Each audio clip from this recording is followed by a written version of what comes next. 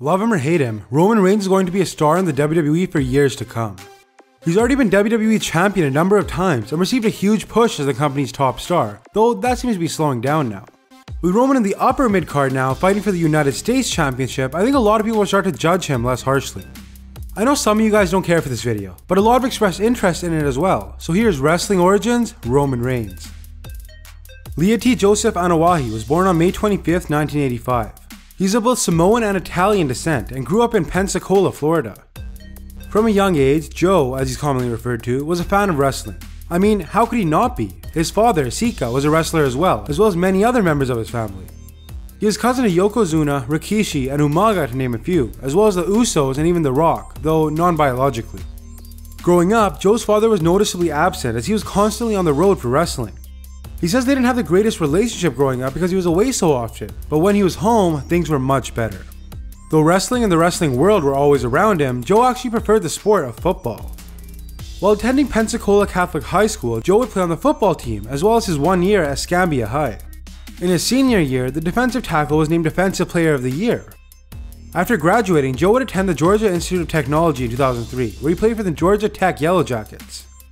Interesting fact, one of his teammates at the time was NFL wide receiver Calvin Johnson. While in college, his skills would greatly improve over the years. By his senior year, he was named team captain and was one of the most effective members on the team's defense. Despite his talents though, Joe wouldn't be a high prospect in the 2007 NFL Draft.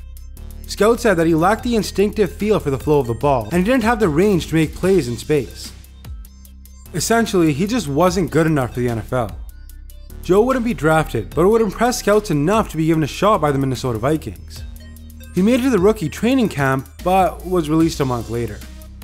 Once again giving Joe false hope, the Jacksonville Jaguars would sign him in August, only to drop him less than a week later, never allowing him to grace the field during the season. With his NFL hopes seemingly crushed, Joe went up to Canada and was signed by the CFL's Edmonton Eskimos in 2008. He would play for 1 season, competing in 5 games and starting in 3. However, his efforts just weren't enough as he was released by the team in November of 2008, which prompted his retirement from football. With his football dreams behind him, Joe turned to his family's heritage and decided to pursue wrestling. He would sign a developmental contract with WWE in July of 2010, getting assigned to FCW. Now the circumstances of his signing are a bit unclear, which has prompted many to claim it was simply because of his family name, which could be true, but I don't want to speculate, so I'll leave it at that. Joe would make his FCW debut under the ring name Roman Leakey against Richie Steamboat in a losing effort. He would mainly wrestle in tag team matches for the rest of 2010, mostly training and gaining experience. In 2011, Leakey formed a tag team with Donnie Marlowe and competed for the FCW Tag Team Championships, though lost. Skipping ahead to 2012, Leakey would pin the FCW Florida Heavyweight Champion Leo Kruger during a tag team match. Soon after, he would win a triple threat match against Dean Ambrose and Seth Rollins to become #1 contender for the Heavyweight Championship. However, he would fail to capture the Heavyweight belt, but he would win the tag belts with Mike Dalton soon after, only to drop them fairly quickly. After WWE rebranded FCW to NXT, Joe was given the new ring name of Roman Reigns, completely changing his character as well. He became a pure powerhouse, which was in stark contrast to the suave businessman persona of Leakey. After just a few weeks, Reigns was called up to the main roster as part of The Shield. The Shield would make their televised debut in November of 2012 at Survivor Series, where the group attacked Ryback, allowing CM Punk to retain his title. The group denied working for Punk, though they would conveniently lay waste to any that opposed him. After defeating Ryback, Kane, and Daniel Bryan at TLC, as well as attacking both Ryback and The Rock, it was revealed that Punk and Paul Heyman had indeed hired The Shield. In early 2013, The Shield began to move away from Punk and would have several notable feuds. They would start with John Cena and Sheamus, who along with Ryback were defeated in a 6-man tag match at Elimination Chamber. The trio would also face Randy Orton, Big Show, and the Celtic Warrior at WrestleMania 29, where they won their first WrestleMania match. Moving forward to Extreme Rules in May, the team of Roman Reigns and Seth Rollins defeated Team Hell No, Bryan and Kane, to win the WWE Tag Team Championships. They would successfully defend these titles against the former champions, as well as the Usos and the Primetime Players. During this run, Reigns would be pinned for the very first time on September 23rd during an 11-on-3 handicap match. Around the same time, the Shield began working for the Authority. This would mark the beginning of the downfall for the group, as not too long after, the champions would lose their belts. After losing their titles, Dean Ambrose boasted his talents as he was the only remaining member with a championship, which angered the other two. Skipping forward, Rowan would defeat CM Punk in a singles match in January of 2014 after previously losing to him at TLC. Reigns would also enter the 2014 Royal Rumble, where he set the record for the most eliminations in a single match with 12, with 2 of those being on his Shield teammates, though he didn't win the Rumble. The Shield would face a team of John Cena, Sheamus, and Daniel Bryan, as well as the Wyatt family, against whom they lost. This would cause further issues among the members, though they elected to remain together. However, after WrestleMania 30, the group decided to cut ties with the Authority. After Triple H and his reformed Evolution stable couldn't stop them, he initiated his Plan B, which had Seth Rollins turn on his brothers and join the Authority.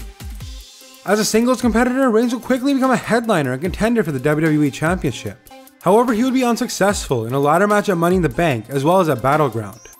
Soon after, Reigns and Rollins went at it and set up a match for Night of Champions, though due to legitimate injury, Reigns had to forfeit. He would return in December to a Superstar of the Year award, one that many believe he didn't deserve. He would enter the 2015 Royal Rumble and won it, earning himself a shot at the WWE World Heavyweight Championship at WrestleMania.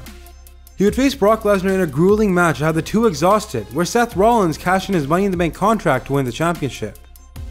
From there, Reigns would enter a feud with the Wyatt family, where he was initially defeated at Battleground, though emerged victorious in a tag team match at SummerSlam.